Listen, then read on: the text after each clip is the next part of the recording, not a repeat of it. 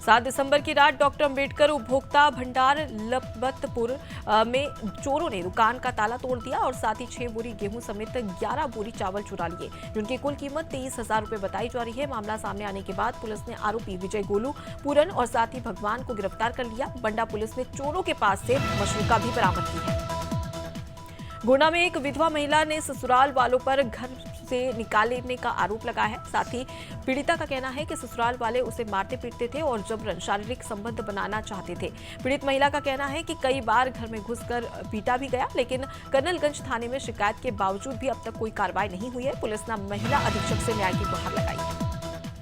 गुना में राम टेकरी पर भीषण सड़क हादसे में 4 लोग गंभीर रूप से घायल हो गए। जानकारी के अनुसार गुना जिला मुख्यालय से लगभग 10 किलोमीटर दूर राम टेकरी रोड पर एक मोटरसाइकिल पर 3 लोग सवार हुए थे, जबकि विपरीत दिशा से आ रहे एक व्यक्ति मोटरसाइकिल पर सवार था, जो कि मोबाइल से बात कर रहा था, जो आमने सामने से ही भिड़ गए। घायलों में 3 लोगों को भोपाल के लिए रेफर कर दिया गया है। खातेगांव में कलवार के पास से टवेरा दुर्घटना का शिकार हो गई। जिस वक्त ये हादसा हुआ उस वक्त वाहन में कुल 12 लोग सवार थे। हादसे के बाद बिजवाड़ चौक के प्रभारी नरेंद्र आमकरे मौके पर पहुंचे और साथ ही घायलों को उपचार के लिए कन्नौज हॉस्पिटल पहुंचाया। कार इंदौर तरफ से हरदा की ओर जा रही थी। इसी दौरान ये बड़ा हादसा हो गया।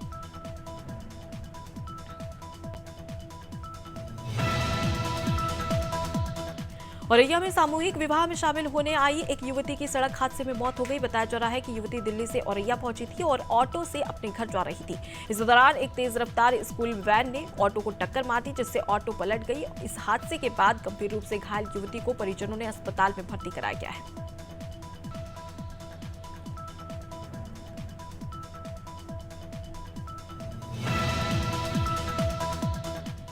हमीरपुर जनपद की ट्रैफिक व्यवस्था भगवान भरोसे चल रही है, जहां नो एंट्री में भारी वाहन गुजर रहे हैं, जिसके चलते किसी भी दिन बड़ा हादसा हो सकता है। शहर के भीड़भाड़ वाले इलाके में प्रतिबंधित हैवी वाहन ड्राइव किए जा रहे हैं। ट्रैफिक पुलिस मामले को लेकर लापरवाह नजर आ रही है, जिसके चलते कभी भी कोई बड़ा हादसा हो सकता है।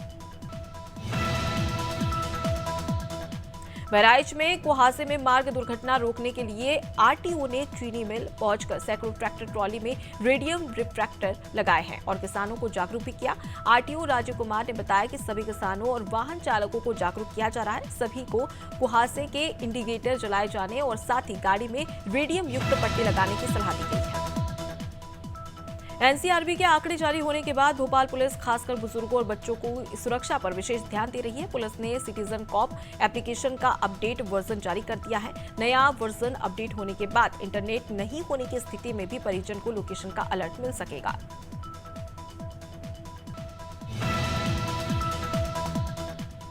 हरदोई में पुलिस अधीक्षक केशव चंद गोस्वामी ने परेड ग्राउंड में परेड की सलामी ली। परेड कराने के पास पुलिस बल की दौड़ भी कराई गई। साथ ही परेड ड्रिल का निरीक्षण किया गया। पुलिस अधीक्षक ने पीआरबी के मानक के अनुसार सभी जरूरी उपकरणों के अपने पास रहने और साथ ही उनके सुव्यवस्थित रखरखाव का भी निर्देश दिया।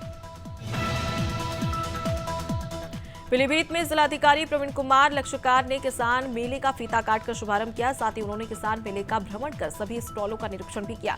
इस दौरान जिलाधिकारी ने किसानों को सरकार के संचालित योजनाओं के बारे में जानकारी दी। इस अवसर पर मुख्य विकास अधिकारी धर्मेंद्र प्रताप सिंह और उप कृषि निदेशक संतोष कुमार सविता समेत अन्य अधिकारी कर्मचारी और किसान बंधु मौजूद रहे। सहारनपुर में पैमाइश करने गई राजस्व विभाग की टीम पर दबंगों ने हमला बोल दिया। मामला थाना गंगोह के कोड्डा गांव का है, जहां हमले में पटवारी के सर में चोट भी लगी है, जिसके बाद नकुड़ तहसील के दर्जनों पटवारियों में रोष जताते हुए आरोपियों के खिलाफ कार्रवाई करने की मांग की गई है। हरदोई अतरौली पुलिस ने मेडिकल स्टोर संचालक से हुई लूट का खुलासा करते हुए 3 आरोपियों को गिरफ्तार कर लिया। पुलिस ने आरोपियों के पास से अवैध शस्त्र सहित लूट के सामान भी बरामद किए हैं। बदमाशों ने 12 दिसंबर को एक मेडिकल स्टोर संचालक से रुपए से लेकर मोबाइल और बाइक लूट कर फरार हो गया था। वारदात में इस्तेमाल की गई वैन को पुलिस ने जब्त कर लिया है। अयोध्या में सहारा समूह के लोगों का पैसा लूट लिया गया। आपको बता दें कि इसी कारण से गुस्साए लोगों ने सहारा समूह के खिलाफ सिविल लाइंस स्थित शहर के तिकोनिया पार्क में ठगी पीड़ितों की आवाज संगठन के नेतृत्व में धरना प्रदर्शन किया। ठगी पीड़ितों की आवाज संगठन के राष्ट्रीय अध्यक्ष रमेश सिंह और प्रदेश अध्यक्ष राम सागर शुक्ला ने बताया कि केंद्र सरकार ने सहारा समूह में ताला दिया था, जिसमें सभी गरीबों का पैसा फंस गया था।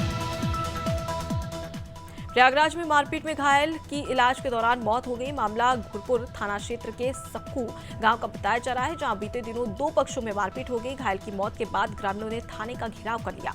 थाना प्रभारी संजय कुमार चौबे ने प्रार्थना पत्र के आधार पर आरोपियों के खिलाफ मुकदमा दर्ज कर लिया है।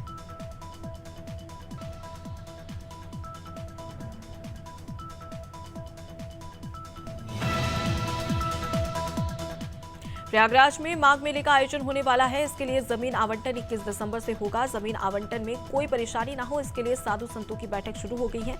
श्री रामानुज नगर प्रबंध समिति आचार्य बाड़ा के साधु संतों ने मंगलवार को बैठक कर जरूरी प्रस्ताव पास किया। आचार्य बाड़ा क्षेत्र के ओल्ड टीजीटी चौराहे पर प्रशासन का कार्यालय बनाया जा रहा है।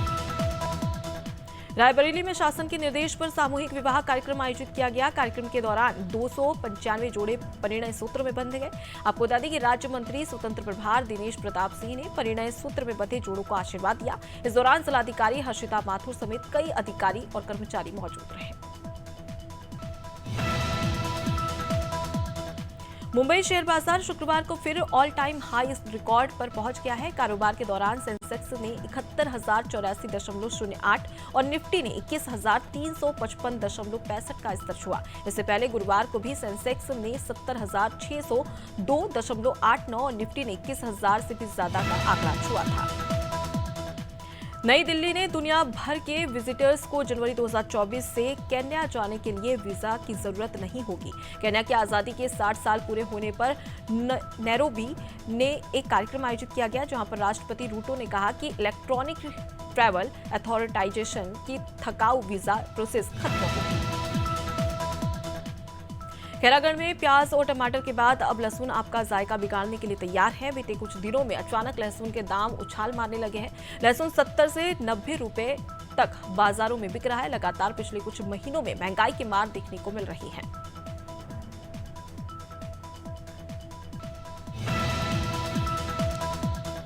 नई दिल्ली में सोने चांदी के दामों में बीते दिनों शानदार तेजी देखने को मिली। India bullion and jewellers association के मुताबिक 10 ग्राम सोना 1,195 रुपए बढ़कर 62,396 रुपए पहुंच गया है। वहीं चांदी में भी आज 3,000 रुपए से ज्यादा की तेजी देखने को मिली है।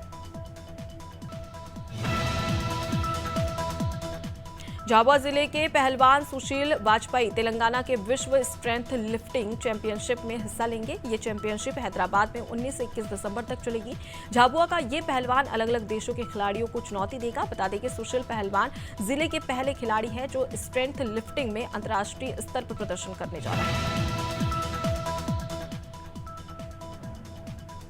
बॉलीवुड एक्टर श्रेयस तलपड़े को दिल का दौरा पड़ा। उन्होंने दिन भर अपनी अगली film Welcome to the Jungle की शूटिंग की। इसके बाद उन्हें अटैक आ गया और वे बेहोश हो गए। श्रेयस का मुंबई के अंधेरी पश्चिम में बेलयू अस्पताल में इलाज जारी है। उनकी साथ ही वो ठीक अभी फिलहाल बताए जा रहे हैं। तरसेम सिंह की पंजाबी फिल्म को सिल्वर यूजर अवार्ड मिला है। आपको बता दें कि डियर जस्सी को ओ माई गॉड 2 से निर्देशक अमित राय ने लिखा है। साथ ही इसे टी सीरीज के भूषण कुमार, वकाऊ फिल्म्स के विपुल शाह और अन्य ने प्रोड्यूस भी किया है।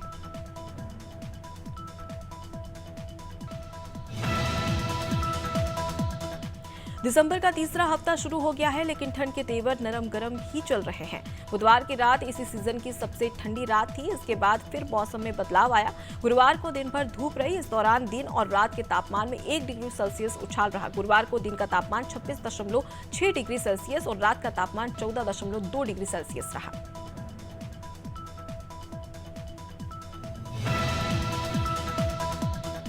मध्य प्रदेश में अब रातें भी सर्द हो गई है। गुरुवार शुक्रवार की रात तेज ठंड देखने को मिली। खासकर राजगढ़, पचमढ़ी और उमरिया में टेम्परेचर 8 डिग्री के नीचे पहुंच गया। दिन के टेम्परेचर में जरूर मामूली बढ़ोतरी हुई है, लेकिन उत्तर से सर्द हवाएं आने से ठिठुरन बनी हुई है। गुरुवार को कई शहरों में तापमान 26 डिग्री के नीचे ही रहा।